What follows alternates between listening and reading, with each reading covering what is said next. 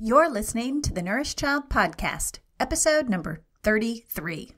Caffeine in Kids. We are cracking the code. I'm Jill Castle, registered dietitian, child nutrition expert, and host of the Nourished Child Podcast, a show about childhood nutrition, feeding kids, and dealing with the ups and downs of raising healthy kids inside and out. Is caffeine the new drug for kids? Get too much, and yes, just like a drug, a child can overdose. Today, kids are getting more caffeine at younger and younger ages. Caffeine can have dangerous effects on children and teens. We'll dive into the effects of caffeine, where it is found in food and beverages, and how to handle it with kids. You can find today's show notes with all the links I mention over at www.jillcastle.com/033. That's 033 for episode number 33. Welcome to the Nourished Child Podcast, a show about childhood nutrition, feeding kids, and dealing with the ups and downs of growing a healthy child. Here's your host, registered dietitian and childhood nutrition expert, Jill Castle. Hey there, welcome back.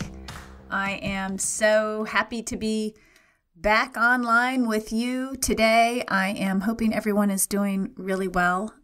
It is June, early June as I record this episode, and I think it has been a string of about 5 or 6 gloomy, cloudy, rainy, cold days here in New England. It's been a bummer, if I'm going to be completely honest. I like to be a little bit brown at this point in the year, and I also love to have my exercise transition to outside. And although I know I can go outside in this cold, rainy, dreary weather, I just really don't want to.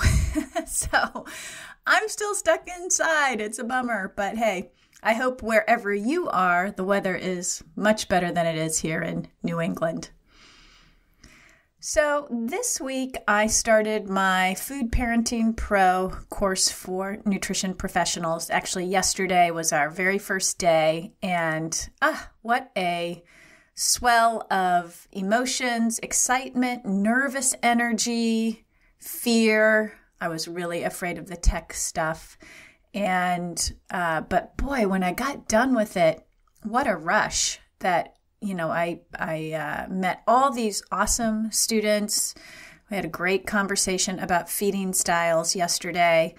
And I just felt so happy that I was able to pull off the tech end of it with, I don't think, very many glitches. So knock on wood, we'll see how the actual video looks. But just really very happy that is on its way and rolling ahead, and we'll be meeting every Tuesday for the next 3 weeks through the month of June, talking about all different aspects of food parenting, including feeding styles, which we already talked about. But we'll be talking about parent practices, feeding practices, how to set up structure, and how to encourage autonomy within your child, because ultimately, when we launch our kiddos, we want them to have that internal motivation and knowledge to eat a well-balanced, nutritious diet so that they're healthy and they're happy and they're satisfied. In the nutrition world, there's been some new juice recommendations from the American Academy of Pediatrics. You probably heard about it if you are on my Facebook page, The Nourished Child. I posted about this a week or so ago, but I wanted to just review it real quick on the podcast here in case you didn't have the opportunity to see those guidelines. But basically, the American Academy of Pediatrics came out with a statement whereby they modified their juice recommendations for all children. So a lot of the headlines said, no juice for babies, and they really just focused their headline and their article on infants. But the truth is, all recommendations for juice in childhood have been modified. And so here's what they are. So birth to 1 year, no juice, not even 100% juice. So the recommendation is to really do breast milk or infant formula exclusively in the first year of life. For children ages 1 to 3, 4 ounces per day maximum of 100% juice. For 4 to 6-year-olds, 6 ounces per day maximum, and for 8 to 12-year-olds, 8 ounces per day maximum. The AAP goes on to say that 100% juice is not equivalent to a piece of fruit. That's a misconception some people have. So why is it not the equivalent? Because the fiber has been removed in the juice. So it does not make it an equal component. However, a serving a day included in a well-balanced diet of a wide range of foods is perfectly fine. Today's show is sponsored by my course, The Kids Healthy Weight Project, an online educational platform to help you raise and nourish a healthy child. If you have a child aged 4 to 14 years, the Kids Healthy Weight Project will teach you how to set up a healthy food system, work in reasonable but not excessive sweets, develop a feeding strategy that encourages your child to moderate and self-regulate his eating, and implement the healthy habits that are essential to a healthy life. You can find out more at my website, www.jillcastle.com/Kids Healthy Weight Project. By the end of the summer, I hope to have my new course for young athletes out. As a response to many comments I hear from parents, I want my child to learn sports nutrition for himself. I created this course specifically for the teen athlete and parent in mind. Athletes will be able to log in, learn about sports nutrition, and through a series of exercises, determine their own nutritional needs and game plan for nutrition. Of course, parents can log in and learn too, but I really created this course so that the athlete himself can take it and learn on his own. The best way to know when Eat Like a Champion will release is to join my email newsletter. You can do that at my website, jillcastle.com. Remember, today's show notes will be available at my website, jillcastle.com/033. That's 033 for episode number 33.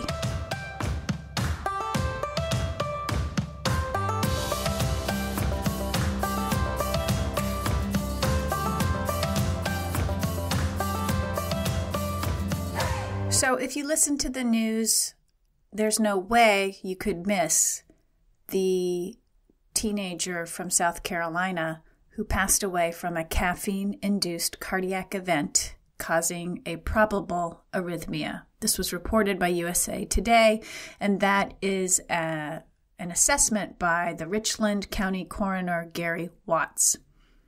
The child died from a caffeine-induced cardiac event causing a probable arrhythmia. So, unfortunately, the teen ingested caffeine from a large Diet Mountain Dew, a cafe latte from McDonald's, and an energy drink over the course of about 2 hours. And by my calculation, just knowing some information about the content of these products, that child probably had anywhere from 500 to 750 milligrams of caffeine over the course of 2 hours, possibly more because I don't really know which energy drink he consumed. And energy drinks are all over the map in terms of their caffeine content, and some of them even have guarana, which is an herb, which acts just like caffeine. So if that was included in the energy drink, it might have been much more caffeine that he consumed. So does this surprise you, and does this seem like an excessive amount of caffeine? When I look at that, I think, well, I see a lot of teenagers in my practice. I know a lot of teenagers because I have them and I know their friends. Grabbing a large coffee from the local coffee shop is part of the daily routine for a lot of kids. And having a soda, even if it's like a diet soda, is also part of the daily routine. I think what might have pushed this teenager over the edge is the energy drink. And we're going to talk a little bit about that as I move through this show today. But parents, beware. This show is really to help you understand what is going on with caffeine in our teens and our kids' daily diet. It's there. In fact, a 2014 study in Pediatrics stated that about 73% of children consume caffeine on a given day. And most of this is coming from soda, but a lot more of it now is coming from coffee and coffee drinks. They're increasingly prevalent in children's diets. Energy drinks, caffeine pills, and foods containing caffeine such as candy bars, mints, and gum are also more and more available to children, and more they are getting formulated to include caffeine. But caffeine consumption isn't just limited to kids and teens.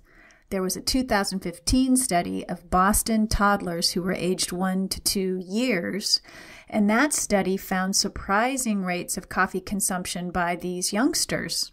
In fact, of the 1-year-olds studied, about 2.5% were drinking coffee, and by the time these kids reached the age of 2, more than 15% were drinking coffee. Up to a half a cup of coffee a day. Yikes, that's a lot. A lot for a tiny little body. So what does caffeine do to kids? Where are the effects, and how is it affecting children physically? So the effects of caffeine on kids is primarily on the brain and some of their organs like the heart. Another study that was published in Pediatrics looked at the effects of caffeine intake on boys and girls age 8 to 9 years and those age 15 to 17 years. So they divided them out between school age, basically, and high school kids. All kids and teens in the study experienced changes in their blood pressure and in their heart rates. So in terms of the blood pressure, when they ingested caffeine, the researchers saw an increase in blood pressure as a result of caffeine intake. And they saw a decrease in heart rate as a result of caffeine intake. So across the board, all of the kids and teens that were studied, just a baseline, low-level amount of caffeine given to them, it raised their blood pressure and lowered their heart rate. When they gave them a little more caffeine, they saw heart rates increase. So at higher doses of caffeine, they saw an effect on the rate of the heart. Teen boys, for some reason, and I don't completely understand why this happened, but teen boys had saw more stronger effects of caffeine than their peers who were girls. Other side effects the researchers saw were jitteriness, nervousness, an upset stomach, problems sleeping and concentrating, and they saw more severe symptoms with high intakes of caffeine. So kids who consume too much caffeine, and if you've ever yourself consumed too much caffeine, you know you have. You might feel nauseous, you might vomit, have diarrhea, extreme restlessness, a flushed face, frequent urination. You might feel scatterbrained because you can't organize your thoughts and actions. You may have a higher heart rate, as that initial study outlined, and an irregular heartbeat. Children have these same side effects. An overdose of caffeine, though, can lead to seizures and cardiac arrest. Growing up, I never had any caffeine. I wasn't really interested in it. Of course, that was the 70s where I was more interested in Kool-Aid than I was in caffeine. But my parents weren't big coffee drinkers. My dad drank coffee, but if I remember correctly, he would get up and go to work. He ran his own business, and he would have his coffee at work. I don't really remember my mother making a pot of coffee in the morning. When I got to college, it seemed like everybody was drinking coffee, and it was available in the cafeteria, and the house I lived in, it was available. And so I started to dabble in drinking coffee at that time in my life. And I certainly did not drink it straight up. I was adding all kinds of sweetener or sugar and creamer to make it taste good, quite frankly. But I do remember, I think it was my freshman year when my first round of finals came up, and somebody gave me the idea that it would be good to drink a lot of coffee to stay awake and study late, which, dumb teenager at the time that I followed that advice, and I remember drinking a lot of coffee. Now, I didn't overdose on caffeine, but I certainly felt the negative effects. Jittery, nervousness, that scatterbrain, like I couldn't calm down and organize my thoughts and focus on what I was trying to study. That feeling of being sick to your stomach.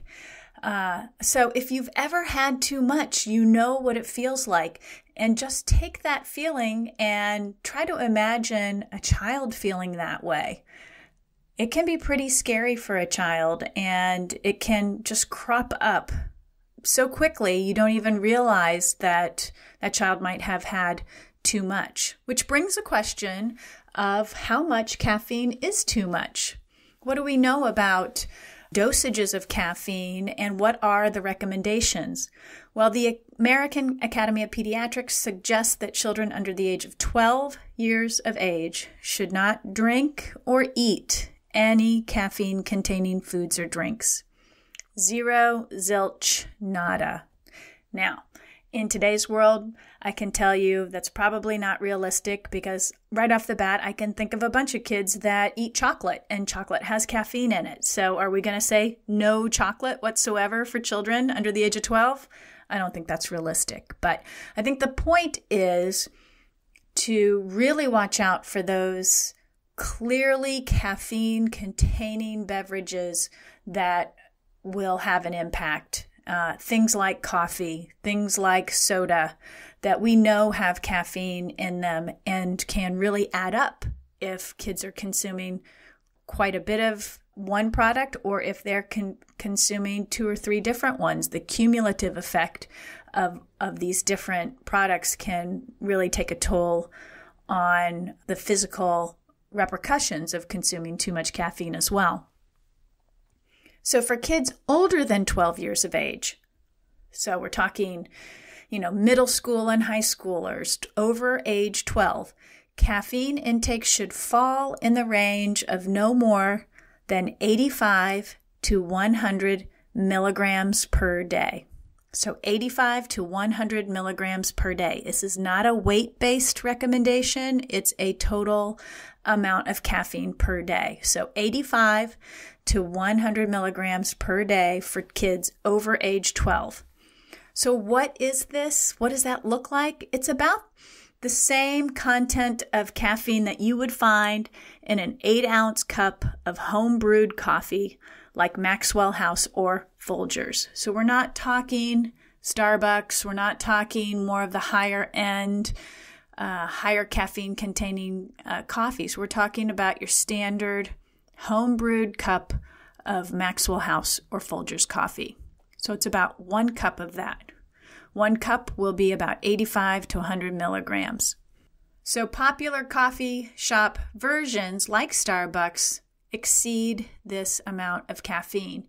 In fact, one of my blog posts from a couple years ago called What's the Buzz on Caffeine, and I'll link that blog post in the show notes so you can go read it if you like. Within that blog post, I included a chart that called out the foods that are pretty commonly recognized as having caffeine in them. And I made a chart that said, what is the food, what's the serving size, and how much caffeine is in it. So for example, a Starbucks drip grande coffee, which is about 2 cups or 16 ounces, has about 330 milligrams of caffeine in it.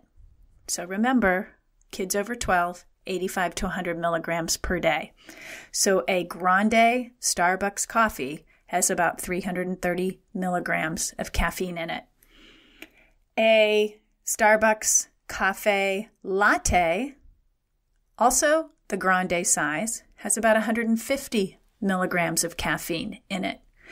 A Dunkin' Donuts coffee, a medium one, is about 145 milligrams. Hot chocolate, just as a comparison, to a 2-cup serving of hot chocolate, or 16 ounces, has 25 milligrams of caffeine. What about soda? Well, a can of Coke, Pepsi, Dr. Pepper, Sunkist, Mountain Dew, Tab has anywhere from 35 to 55 milligrams of caffeine per can. Even ice cream has caffeine. A half a cup of Edie's Grand Espresso chip has about 45 milligrams of caffeine in it. Yogurt. Coffee yogurt. I think Dannon makes an all-natural coffee yogurt that has about 30 milligrams of caffeine in it for a 6-ounce cup. And of course, a Hershey's milk chocolate bar has about 10 milligrams of caffeine in it per bar. So you can see there's a wide range of foods, and even since I wrote that article a couple of years ago, there have been many more food products that have come out that have caffeine in them.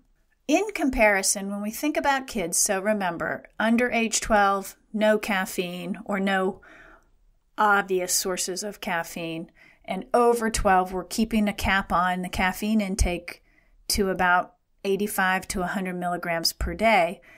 Adults have a higher level of caffeine that they can tolerate, according to the Poison Control Center. And they say that that is a dose of about 4 or 5 cups per day, which is about 400 to 500 milligrams per day. So that's just a good reference point. Remember, why are children limited in their caffeine intake? Well, one, they're growing. Their bodies are changing quite a bit. They're not as big as adults, so their capacity to tolerate isn't as big as an adult's would be. And probably most importantly, we have really no idea about the effects of caffeine on the developing brain and the developing organs. So, that being said, it's important to point out that each child and each adult is different, and the threshold for toxicity may vary among individuals. Some kids may tolerate more. Some kids may have zero tolerance. I meet adults all the time who don't drink coffee. Why? They can't handle it. They cannot handle the caffeine. So kids are going to be the same. There are going to be kids who are handling a cup of coffee a day just fine, and other kids who are bouncing off the walls with it. So I think we have to appreciate that there's going to be an individual variability when it comes to the effects of caffeine on their little bodies. Unfortunately, as I mentioned, we just don't really know how much is too much for one particular child, nor do we fully understand the effects of caffeine on the developing brain. So you might be wondering which foods are the most dangerous. Well, any food containing caffeine can be dangerous for a child, as the total intake is the main concern.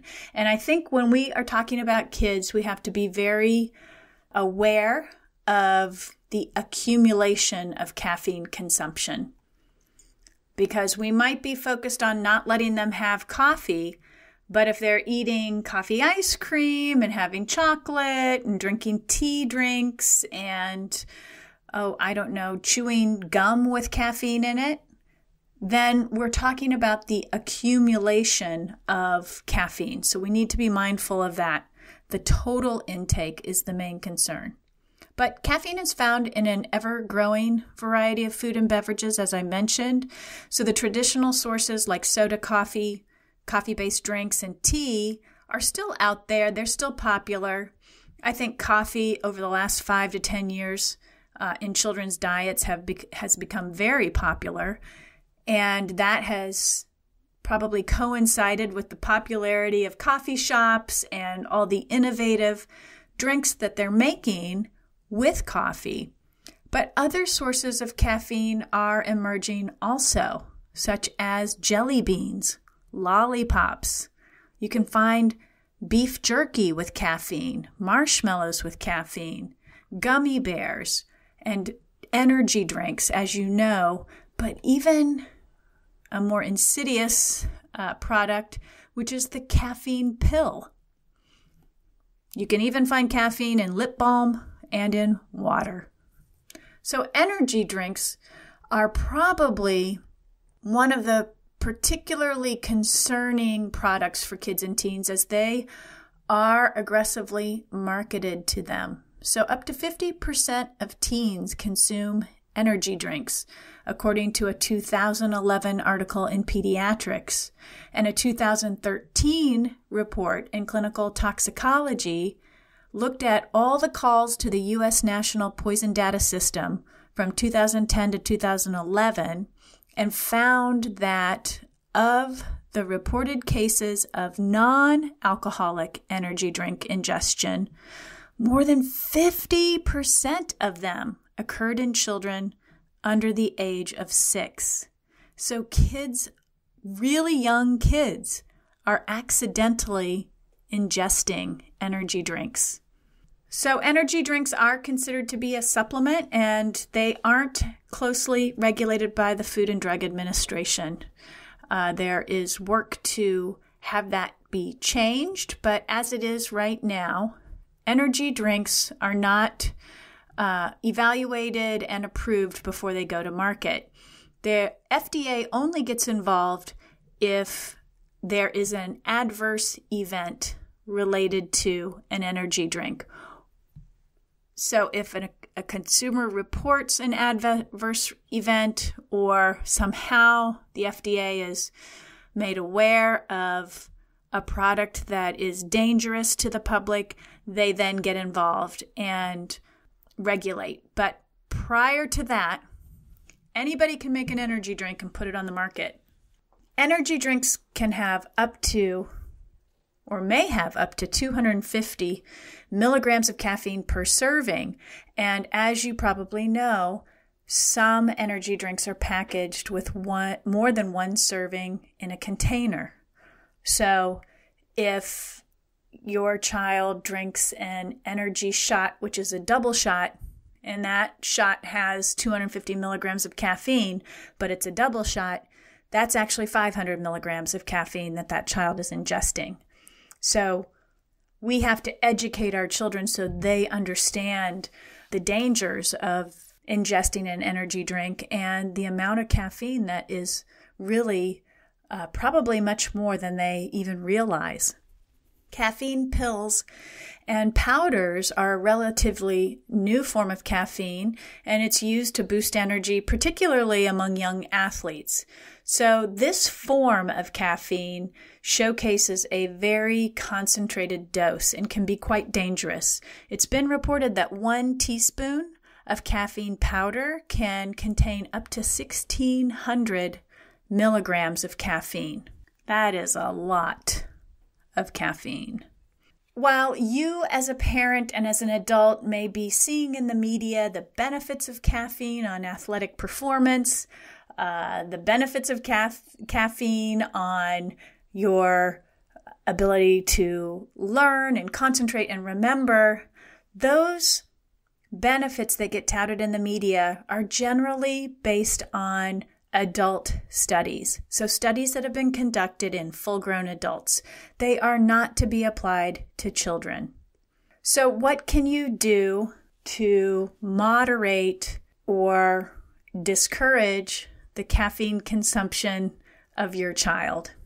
This is tough because there's a lot of caffeine opportunity for kids out there today. Well, first off, I don't think any toddlers should be drinking caffeine.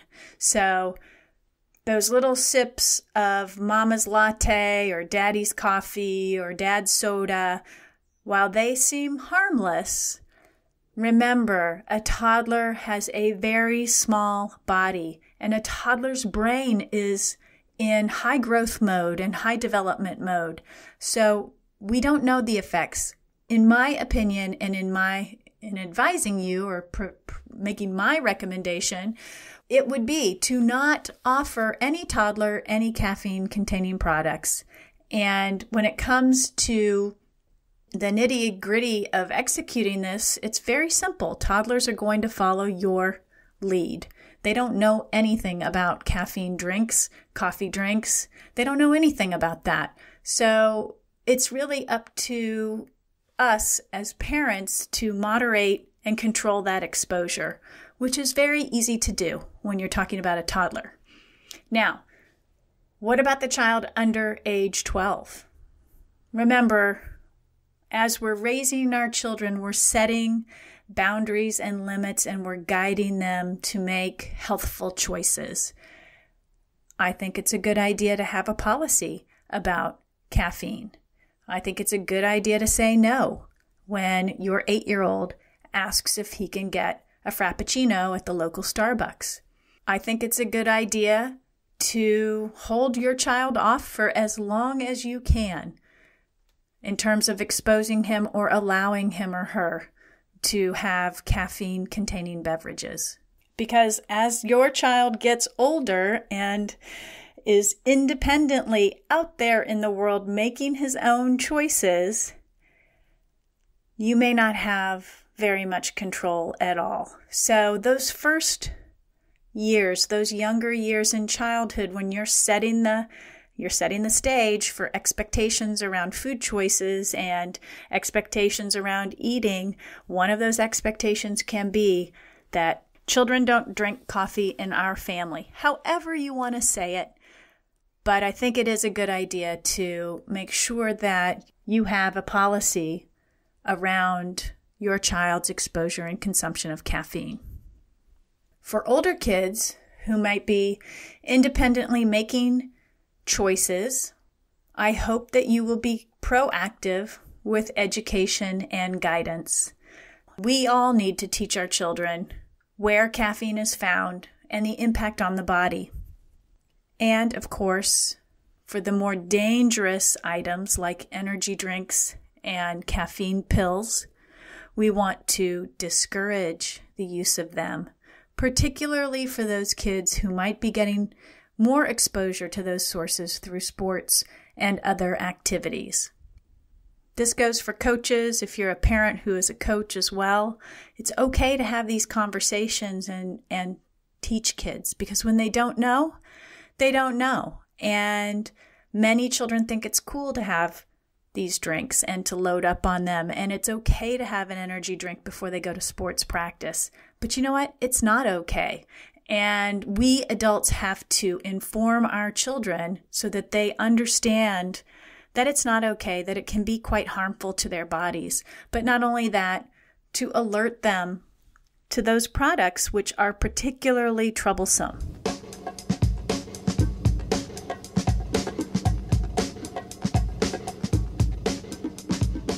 Well, there you have it, folks. That's my spiel on caffeine and kids. It's a growing problem for children in our country, partly because of the marketing to children of these caffeine-containing energy drinks and pills, and it's cool if you're an athlete to pop a pill and be faster. Well, it's not cool. It's actually harmful, and we need to be pretty straightforward about this with our kids. Also, we don't want kids to start young on caffeine. And even though those, Frappuccinos and flavored coffee drinks are great for mom and dad, they're not great for kids. So be vigilant about the exposure of your young children and just say no. I hope you enjoyed the show today. You can help the Nourished Child podcast grow by going over to iTunes and writing a review.